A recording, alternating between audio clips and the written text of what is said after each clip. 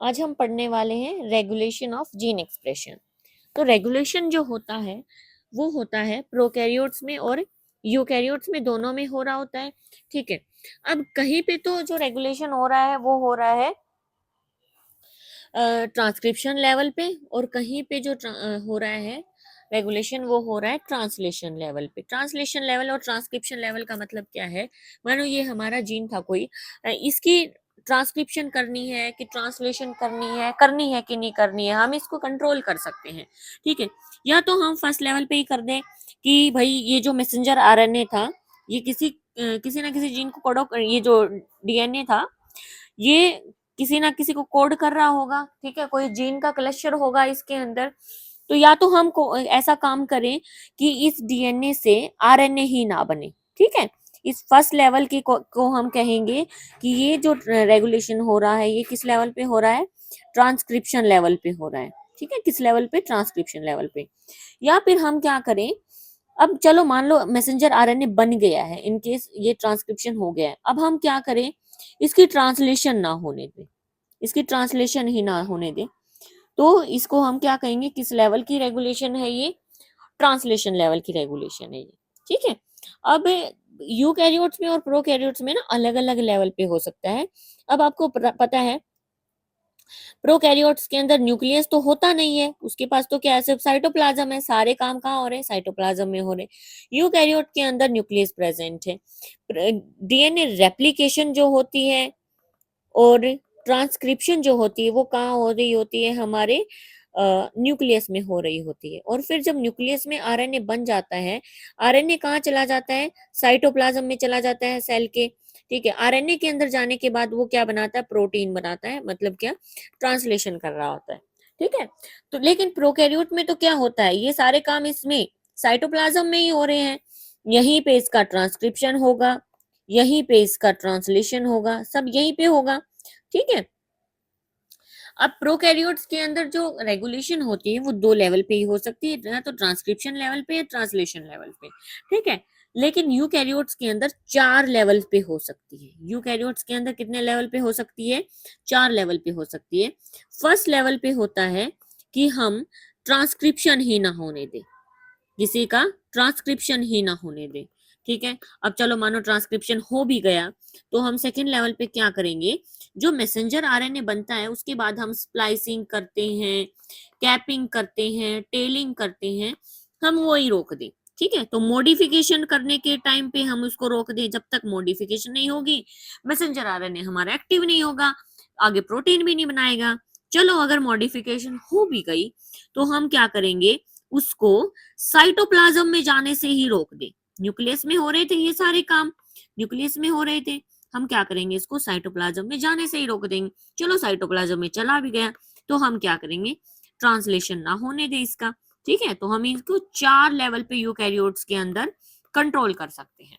ठीक है, अब देखो, अब हम पढ़ते हैं इसके अंदर, हम पढ़ेंगे ई कोलाई के अंदर। ई कोलाई क्या है? प्रोकैरियोटिक है। ठीक है, तो इसको रेगुलेट करने के लिए हम पढ़ते हैं लैक ओप्रोन। अभी ओप्रोन क्या होता है? ओप्रोन क्या होता है? क्लस्टर होता है। किसका क्लस्टर होता है? जीन्स का, क्लस्टर ऑफ जीन्स, जो क्या रेगुलेट कर रहे होते हैं?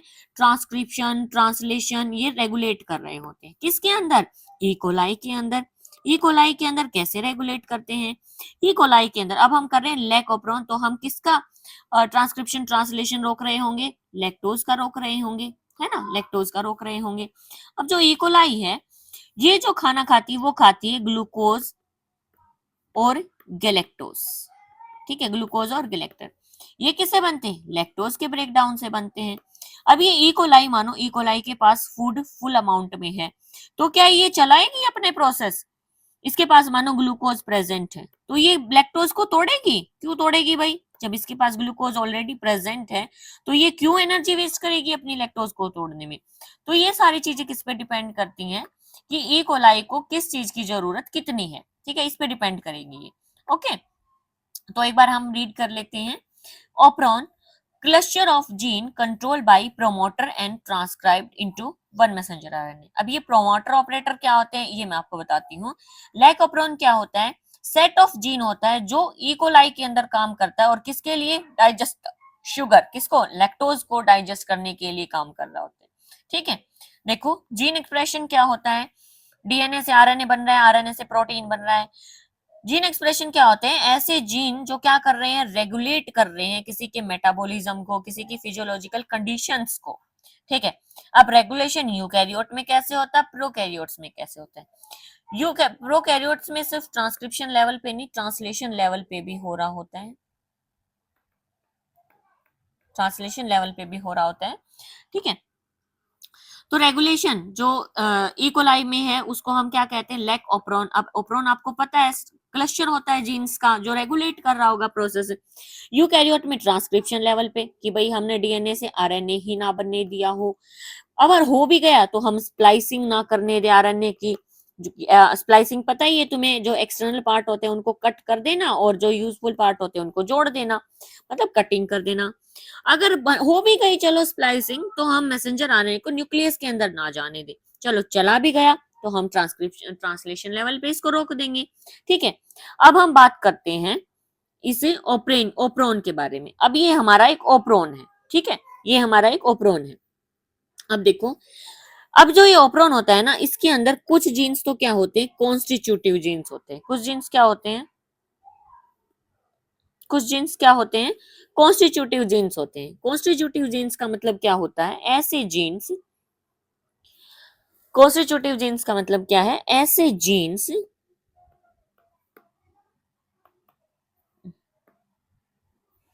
पेन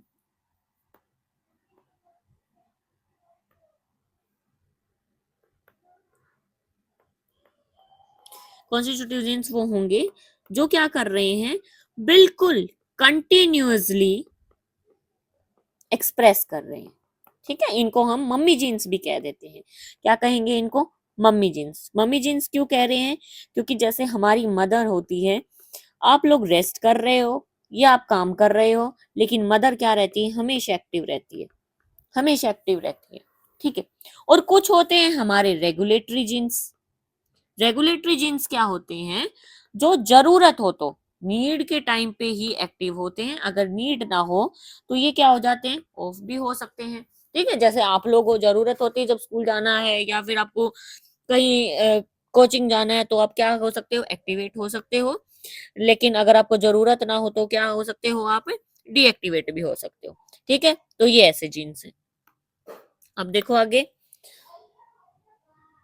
अब ये कॉन्स्टिट्यूटिव जीन्स कौन से होते हैं, इसके बारे में पढ़ लेते हैं एक बार। कॉन्स्टिट्यूटिव जीन्स क्या होते हैं, देखो कॉन्स्टिट्यूटिव आपको पता ही है। अब हम सपोज करो ये हमने बना लिया एक ओप्रोन बना लिया, क्लस्टर ऑफ जीन्स, इसके अंदर बहुत सारे क्लस्टर्स होंगे।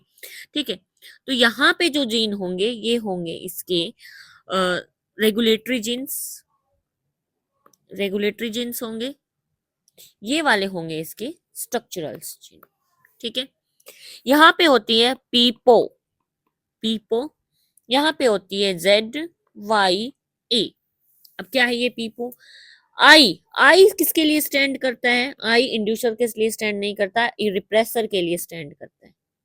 ठीक है, रिप्रेसर एक ऐसा कॉन्स्टिट्यूटिव जीन है जो क्या करता है, हर टाइम एक्टिवेट रहता है ना। रिप्रेसर क्या रहता है, हर टाइम एक्टिवेट रहता है, हमेशा एक्टिवेट रहेगा, रोकने की कोशिश करता रहेगा। ठीक है, पी, पी किसके लिए स्टैंड कर रहा है, प्रमोटर के लिए। ओ किसके लिए स्टैंड कर रहा है, ऑपरेटर के लिए।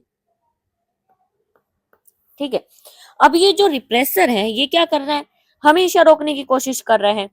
अब अगर कोई, मानो तुम्हारा ये एक कॉलोनी है, तुम्हारी यहाँ पे कोई एक गुंडा है जो क्या करता है, हमेशा दूसरे लोगों को मारता पीटता रहता है। इसी कॉलोनी में एक पुलिस रहती है जो क्या करता है, इस गुंडे को मारता पीटता रहता है। मानो एक दिन के लिए यहाँ से ये पुलिस वाले भैया नहीं गए, ये चले गए यहाँ से कहीं, तो गुंडा क्या हो गया, ओपन हो गया, एक्टिवेट हो गया। ये तो एक्टिवेट तो तब भी था, लेकिन इसको क्या कर दिया गया था, दबा दिया गया था, कुछ टाइम के लिए क्या कर दिया गया था, दबा दिया गया, पुलिस ने दबा दिया था। अब वो पुलिस वाला तो चला गया, ये क्या रहेगा, एक्टिवेट रहेगा, ये लोगों को मारेगा, मारेगा ना, लोगों को मारेगा पीटेगा। ठीक है, उनको काम नहीं करने देगा, उनको क्या करेगा, डीएक्टिवेट रखेगा, उनको एक्सप्रेस नहीं करने देगा। ठीक है, सपोज करो आज पुलिस वाले की छुट्टी नहीं थी, मतलब छुट्टी थी, वो आ गया, ये क्या करेगा, इसको दबा के रखेगा। अब अगर ये दबा रहेगा, ये एक्सप्रेस नहीं करेगा, तो बाकी के लोग क्या रहेंगे, बाकी के लोग तो क्या हो जाएंगे, आजाद आजाद घूम रहे होंगे, अपना काम कर रहे होंगे। ऐसे ही क्या होता है, रिप्रेसर एक ऐसा जीन है जो क्या करता है, एक्टिवेट नहीं होने देता। किसको एक्टिवेट नहीं होने देता, प्रोसेस को। प्रोसेस कौन सा कर रहे हैं हम, ट्रांसक्रिप्शन ट्रांसलेशन, ये काम नहीं होने देता है। अगर सपोज करो कोई ऐसी चीज आ जाए जो इस रिप्रेसर को ही इनएक्टिवेट कर दे, इसको ही इनएक्टिवेट कर दे, तो हमारा प्रोसेस क्या हो जाएगा, ऑन हो जाएगा। प्रोसेस ऑन है तो मतलब ट्रांसक्रिप्शन भी होगा और ट्रांसलेशन भी होगा, है ना, आराम से काम चल रहा होगा। ठीक है, तो यहाँ पे इस रिप्रेसर का एक्टिवेट कर, इसको डीएक्टिवेट करने वाला कौन होगा, इंड्यूसर होगा। कौन होगा, इंड्यूसर। और वो इंड्यूसर कौन है यहाँ पे, लैक्टोज। क्या है, लैक्टोज। कैसे, अब ये सोचो ई कोलाई की बॉडी की बात हम कर रहे हैं। अब तुम सोचो ई कोलाई की बॉडी की बात हम कर रहे हैं इधर, ठीक है, ई कोलाई की बॉडी की बात कर रहे हैं। तो अब देखो तुम, यहाँ पे प्रोमोटर बैठा है, यहाँ पे रिप्रेसिव जो हर टाइम एक्टिवेट रहता है, यहाँ पे ऑपरेटर साइड बैठी है, ये देखो ऑपरेटर साइड बैठी है। क्या होता है, जब ये रिप्रेसर एक्टिवेट है, कब एक्टिवेट है, सपोज करो ई कोलाई की बॉडी में क्या था, ग्लूकोज फुल अमाउंट में प्रेजेंट था, हाई अमाउंट में प्रेजेंट, तो क्यों चलाएगी ई कोलाई, कोई भी एक्टिवेट करेगी, क्यों ई कोलाई लैक्टोज को तोड़ेगी, जब उसके पास ऑलरेडी फुल अमाउंट में फूड है, तो नहीं तोड़ेगी, वो नई ट्रांसक्रिप्शन चलाएगी, नई ऐसा एंजाइम बनाएगी जो लैक्टोज को तोड़ेगा। ठीक है, तो लैक्टोज एंटर ही नहीं करेगा सेल के अंदर, ई कोलाई की बॉडी के अंदर लैक्टोज एंटर ही नहीं करेगा, क्योंकि उसके पास तो ऑलरेडी फूड है, क्यों क्यों जाएगा लैक्टोज एंटर करके। तो जब लैक्टोज एंटर नहीं करेगा, तो इसको, इस लैक्टोज को ब्रेक डाउन करने वाला पाथवे क्या करेगा, ऑफ हो जाएगा, ऑफ हो जाएगा। ठीक है, अब ऑफ हो गया है, क्यों, क्योंकि लैक्टोज क्या था, इंड्यूसर था जो रिप्रेसर को इनएक्टिवेट करता। अगर लैक्टोज नहीं आया तो रिप्रेसर क्या है, एक्टिवेट है। अब रिप्रेसर एक्टिवेट है तो उसका काम क्या होता है, डीएक्टिवेशन करना, किसकी, आगे की प्रोसेस की। तो रिप्रेसर क्या करता है, हमेशा ऑपरेटर साइड बाइंड कर लेता है। ठीक है, कब कब हो रहा है ये, जब इंड्यूसर, इंड्यूसर कौन है हमारा, लैक्टोज, वो अपसेंट है, तब ऐसा काम हो रहा है। अब अगली बार क्या हुआ, हमारी जो इकोलाई है उसके पास ग्लूकोज की कमी हो गई है, तो इकोलाई क्या चाहेगी कि भाई लैक्टोज को अंदर लाओ और तोड़ो और मुझे ग्लूकोज दो, मुझे फूड चाहिए है। तो क्या होता है, ग्लूकोज की कमी होने की वजह से लैक्टोज को अंदर लेके आ जाएगा, और ये लैक्टोज किसको इनएक्टिवेट करेगा, आके पहले रिप्रेसर को इनएक्टिवेट करेगा। यही तो है वो जो काम को रोक रहा है, यही तो काम को रोक रहा है। अब रिप्रेसर हो गया इनएक्टिवेट, ये ऑपरेटर साइड के ऊपर जाके ब्लॉक नहीं करेगा रास्ता, ब्लॉक नहीं करेगा तो एंजाइम पॉलीमरेज जो इस प्रोसेस को चलाएगा, ट्रांसक्रिप्शन ट्रांसलेशन करवाएगा, पॉलीमरेज ही तो होता है, वो क्या करेगा, ट्रांसक्रिप्शन भी करवा देगा, ट्रांसलेशन भी करवा देगा, और हमारा प्रोसेस क्या हो जाएगा, ऑन। क्या हो जाएगा, ऑन। तो अब तुम देखो, तुम्हें क्या समझ आया, अगर अगर तो हमारा लैक्टोज प्रेजेंट है, इसका मतलब कौन प्रेजेंट है, हमारा इंड्यूसर प्रेजेंट है। अगर हमारा इंड्यूसर प्रेजेंट है तो हमारा प्रोसेस क्या रहता है, ऑन। क्या रहता है, ऑन। इसका मतलब कौन इनएक्टिवेट हो गया होगा उस टाइम पे, हमारा रिप्रेसर इनएक्टिवेट हो गया होगा, हमारा रिप्रेसर क्या हो गया, ऑफ हो गया।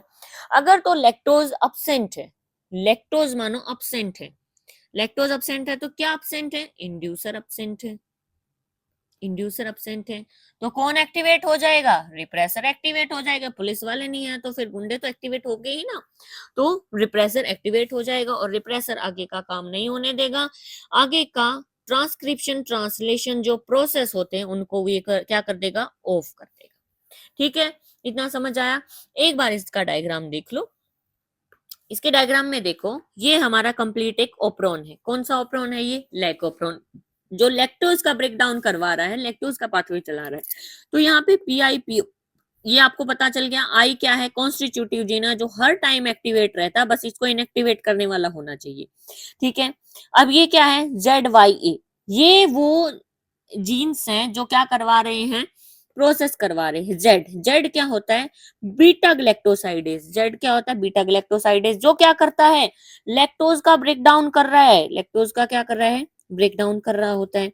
परमिएज, परमिएज क्या कर रहा है? परमिशन दे रहा है किसको? लैक्टोज को। कहाँ पे आने के लिए? ई कोलाई की सेल में आने के लिए। ट्रांसएसिटाइलेज, ट्रांसएसिटाइलेज का ऐसा कोई फंक्शन हमें आज तक पता ही नहीं चला है। ठीक है, ओके। अब क्या हो रहा है देखो इसके अंदर, ये देखो रिप्रेसर एक्टिवेट है। क्यों एक्टिवेट है? क्योंकि इंड्यूसर अब्सेंट है। इन अब्सेंस ऑफ इंड्यूसर, इंड्यूसर कौन था? लैक्टोज था। लैक्टोज अब्सेंट है तो रिप्रेसर क्या है? एक्टिवेट। कहाँ पे जाके बैठ गया? ऑपरेटर साइड पे। अब यहां से एंजाइम पॉलीमरेज आएगा तो ऑपरेटर साइड पे देखेगा कि रिप्रेसर है, एंजाइम पॉलीमरेज तो काम ही नहीं कर पाएगा, तो प्रोसेस क्या हो जाएगी? रुक जाएगी। No transcription, no translation. कोई भी जेड वाई ए ने कोई भी ट्रांसलेशन नहीं की, कोई भी जेड वाई ए जीन ट्रांसलेट नहीं हुआ। जेड जीन जब ट्रांसलेट होगा तभी तो लैक्टोज का ब्रेकडाउन होगा, तभी तो लैक्टोज का ब्रेकडाउन होगा। ठीक है, केस 2 देखो। अब ग्लूकोज जो है हमारा वो प्रेजेंट नहीं है, ग्लूकोज बॉडी में प्रेजेंट नहीं है, लैक्टोज प्रेजेंट है, तो लैक्टोज का ब्रेकडाउन करने के लिए एंट्री करवाई जाएगी। एंट्री करवाने के बाद क्या होता है? लैक्टोज कहां से चिपक जाएगा? रिप्रेसर से। रिप्रेसर से चिपक गया, रिप्रेसर को क्या कर दिया? इनएक्टिवेट कर दिया। इनएक्टिवेट करते ही एंजाइम पॉलीमरेज क्या करेगा? आगे की तरफ बढ़ेगा, रास्ता उसको खुला मिल रहा है, क्या करेगा? सारे जीन्स को ट्रांसलेट कर देगा, जेड का भी कर देगा, वाई का भी कर देगा, ए का भी कर देगा। अगर जेड ट्रांसलेट हो गया मतलब बीटा ग्लैक्टोसाइडेज ट्रांसलेट हो गया तो लैक्टोज का क्या होगा? ब्रेक डाउन कर पाएंगे। परमीज, वाई, वाई क्या करता है? परमिबिलिटी देता है, ई कोलाई की बॉडी के अंदर परमिट करता है लैक्टोज को ट्रांसएटिलेज, ये दोनों प्रोसेस चल पाएंगे। ठीक है, तो हमने क्या देखा कि ना जो इंड्यूसर होता है ये नेगेटिव और पॉजिटिव दोनों रेगुलेशन कर रहे हैं। अगर ये अब्सेंट है तो इस पे नेगेटिव इंपैक्ट आ रहा है, अगर ये प्रेजेंट है तो इस पे क्या आ रहा है? पॉजिटिव इंपैक्ट आ रहा है। ठीक है, अब ये मेरे को लग रहा है आपको याद हो गया होगा।